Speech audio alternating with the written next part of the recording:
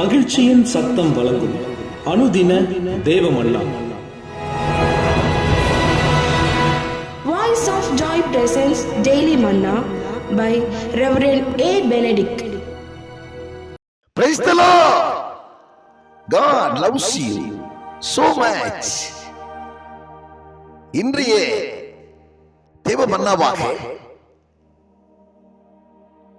நமக்கு ஆண்டவர் தந்திருக்கிறதான மிக அருமையான ஒரு வேத பகுதி சங்கீதம் 1ஆம் அதிகாரம் 2ஆம் வசனம். கர்த்தருடைய வேதத்தில் பிரியமாயிருந்து இரவும் பகலும் அவருடைய வேதத்தில் தியானமாயிருக்கிற மனுஷன் பாக்கியவான். பாக்கியவான்.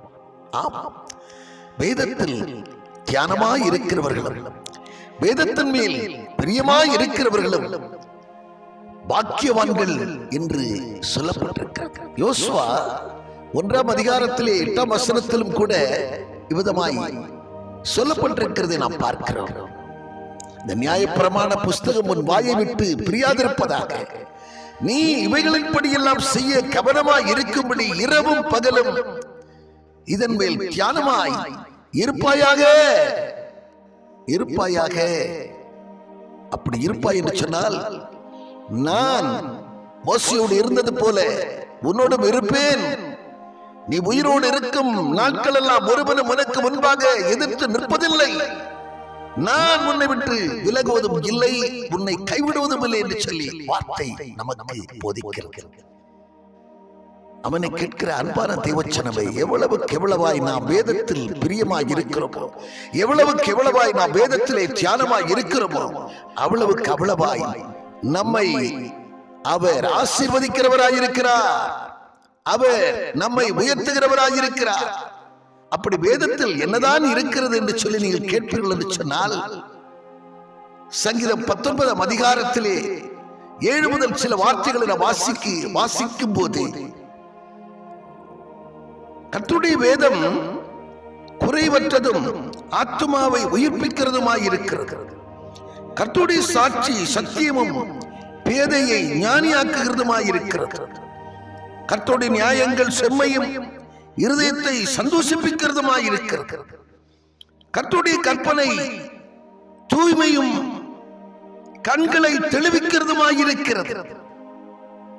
10ஆம் வசனம் சொல்லுகிறது, பொன்னிலும் பசும் பொன்னிலும் அது விரும்பப்படத்தக்கதாகவும், தேனிலும் தேன் கூட்டிலிருந்து ஒழுகுகிற தெளி தேனிலும் அது மதுரமுள்ளதுமாய் இருக்கிறது என்று சொல்லி வார்த்தை சொல்லுகிறது.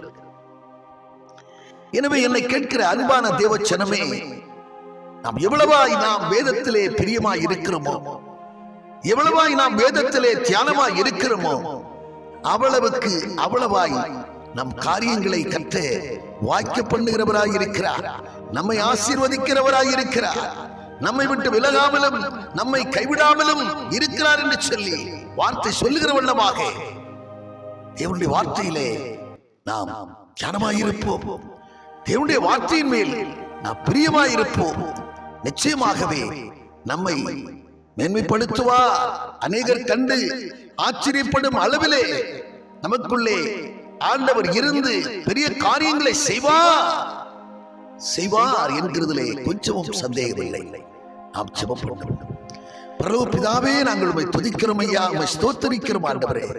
கர்த்தருடைய வேதத்தை தியானிக்கவும் அதன் மேல் பிரியமாய் இருக்கவும் செய்கிற ஒரு மனுஷன் பாக்கியவான் என்று சொல்லி நாங்கள் வேதத்திலே பார்க்கிற வண்ணமாக ஆண்டவரே, இந்த நாளிலே கேட்கிற ஒவ்வொரு தேவ பிள்ளைகளும் இது முதற்கொண்டு வேத வார்த்தையிலே பிரியமாயிருக்கவும் அதிலே தியானமாயிருக்கவும், துன்மார்க்கருடைய ஆலோசனை நடவாமலும் பாவிகளுடைய வழியிலே நில்லாமலும் பரியாசக்கார் உட்காரும் இடத்திலே உட்காராமலும் வேதத்தில் பிரியமாயிருக்கவும் வேதத்தில் தியானமாயிருக்கவும் செய்ய ஆண்டவரை முற்படுவார்களாக.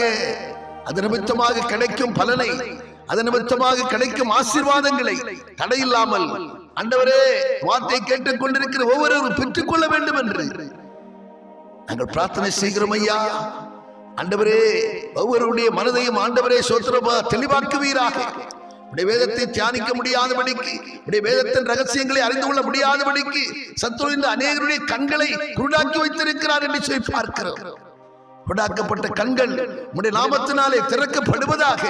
அவர்களுக்குள்ளே அந்த வாஞ்சையை ஆண்டவரே விருப்பத்தையும் ஏற்படுத்த வேண்டும் என்று கரத்தில் எங்களை தாழ்த்தி அர்ப்பணித்து ஜெபிக்கிறோம் ஐயா. பொறுப்படுத்திக் கொள்ளுங்கப்பா, வழி நடத்த இயேசு கிறிஸ்துவின் மூலம் ஜெபிக்கிறோம் நல்ல பிதாவே, ஆமென்.